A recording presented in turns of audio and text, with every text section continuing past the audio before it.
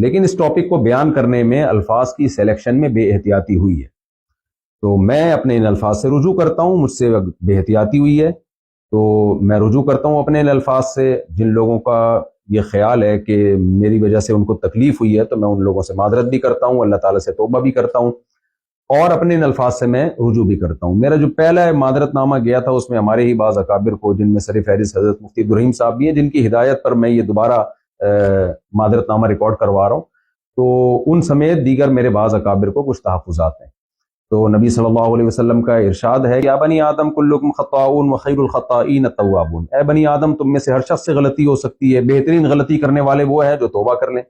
اور توبہ کے 3 ہی ارکان ہوتے ہیں کہ عوام سے معذرت کر لی جائے، اللہ تعالیٰ سے توبہ کر لی جائے، اور اپنی غلطی سے رجوع کر لیا جائے، اپنے الفاظ سے رجوع کر لیا جائے. تو میں سمجھتا ہوں کہ توبہ کے تینوں ارکان اسی طرح پورے ہوتے ہیں. تو اگر میرے پچھلے کلپ سے